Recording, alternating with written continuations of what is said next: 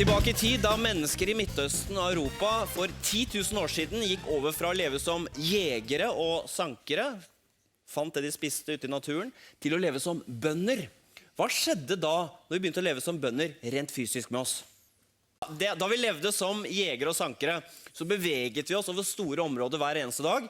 Da vi begynte med landbruk, begynte vi å bevege oss mindre, og vi begynte å spise mat, helt riktig, som inneholdt mindre proteiner og mer karbohydrater og færre næringsstoffer. Konsekvensen av alt dette var at vi fikk ryggproblemer, mer gikt, og vi ble flere centimeter kortere noen steder. Jeg gir et halvt poeng til deg, Vegard, for du var så inne på det.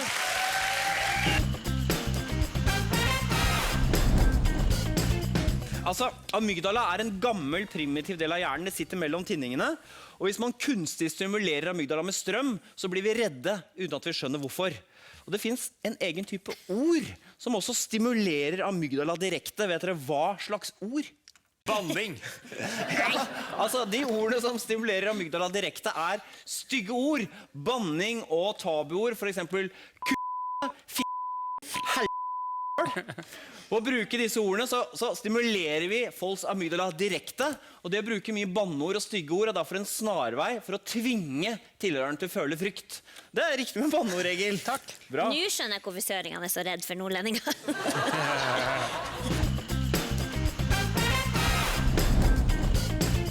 En annen kjent supersmitter Mary Mallon. Tyfus Mary. Hun følte seg aldri syk, men på begynnelsen av 1900-tallet så smittet hun flere 100 mennesker I New York med tarmsykdommen tyfus. Og spørsmålet vet dere hvorfor Tyfus Mary klarte å smitte så mange? Supersmitteren Tyfus Mary jobbet som kokke hjemme hos familier I New York, og fordi hun ikke trodde på nytten av håndvask etter toalettbesøk, så smittet hun folk på hvert sted hun jobbet, og når familien da ble syke eller døde der hvor hun jobbet, så var det videre til neste familie.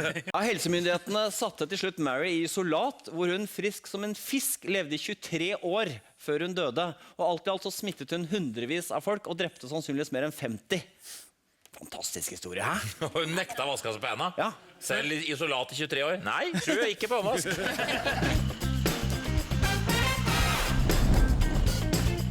Asia har 61% av verdens befolkning, men opptar bare 13% av all menneskelig biomasse. Hva kommer det av? Ja, asiatene opptar så liten biomasse fordi de så tynne. Amerikanerne utgjør bare 6% av verdens befolkning, men opptar hele 34% av all menneskelig biomasse. Det helt riktig, Espen og Bård, bra! Vet dere hvilken nasjonalitet som har høyest gjennomsnittsvekt? Av alle? Det amerikanere?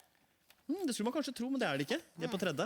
Det mikroneserne, altså innbyggerne I Mikronesia, som en øyregion bestående av mange små øyer I Stillehavet, som de feteste I verden. Men hvordan blir man så stor på en liten øy midt I Stillehavet? Eller det... Det har noe å gjøre med at amerikanerne brukte det som militærbaser, så det lokale kostholdet med fisk og skalldyr og sånn ble erstattet av maismel og moderne kosthold. Det amerikanerne som har fucket opp. Ja, det gjør jo det. Men salt, surt, søtt og bittert, det de 4 grunnleggende smakene. Det riktig. Ja, det 4 av de 5 grunnleggende smakene. Nettopp, for du her I dag fordi du har tatt doktorgrad på den 5. smak. For tidlig på 2000-tallet ble det nemlig omsider slått fast at det finnes en 5. type smak på tungen. Hvilken smak det? Anne-Kat, du kjente igjen denne smaken, du? Ja. Hva det for noe? Det den vi kaller umami. Du sier umami, Anne-Kat. Det som den 5. smak? Ja, det helt riktig. Umami den 5. smaken. Det et japansk ord som betyr velsmakende. Bra, Anne-Kat! Bra. Ja, Bano, hva det umami-smaken signaliserer at vi spiser? Ja, det var helt riktig svar. Umami signal på proteinrik mat. Så mat med frie proteiner vil gi umami-smak. Ja. Bra, Bård!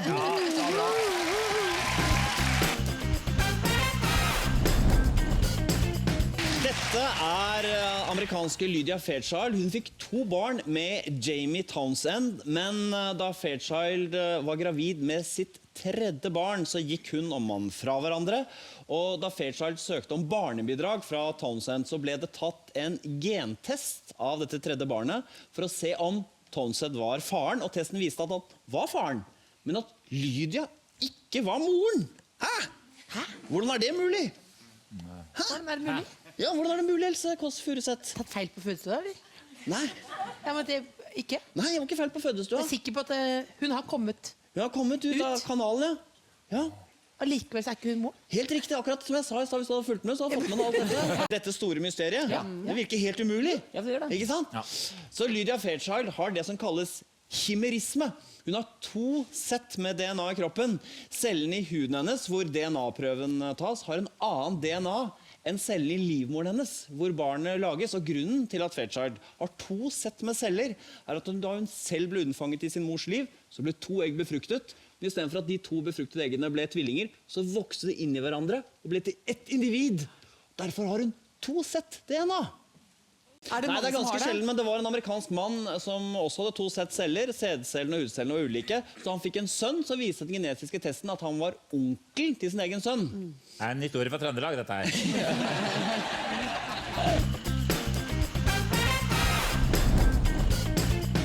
Men tenk dere at dere er alene og har fått noe i vrangstrupen, og det er ingen som kan ta Heimlich-manøveren på deg. Hva gjør du da? Hvis du har fått noe i vrangstrupen, og du er helt alene, og du klarer ikke, det du gjør da er å gå i en slags sånn push-ups-positur, med knyttede never, og så kaster du nevene rett fremover, så du faller ned, sånn som dette her. Ja! Oi! Åh. Så er du ute, så kan du spise hele biten, og ligge elegant og kose deg. Det er fasiten.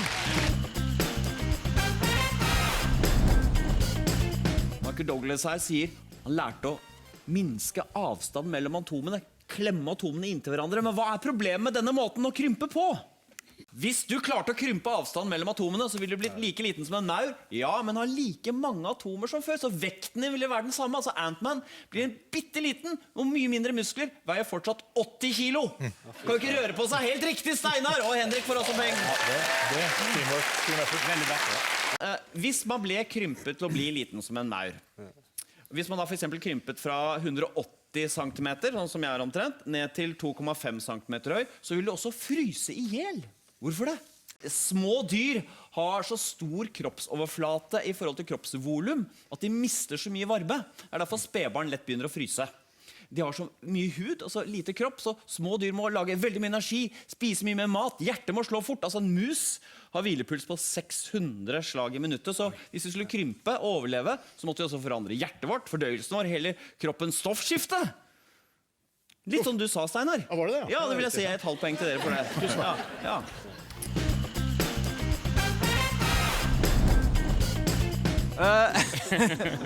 Som sikkert en del av dere har lagt merke til, så har menn ofte ereksjon i søvne. Hvorfor det?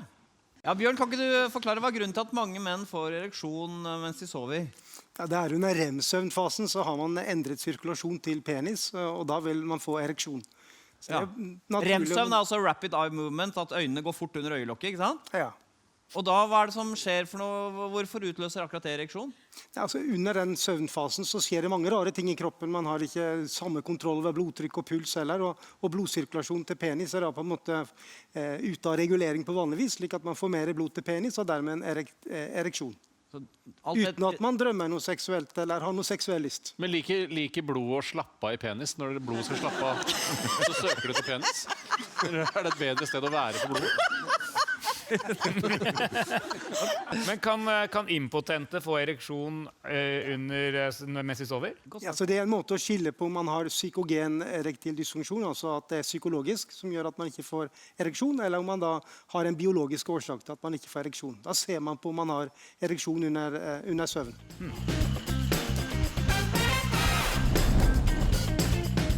Hei, Brille. Jeg lurer på en ting.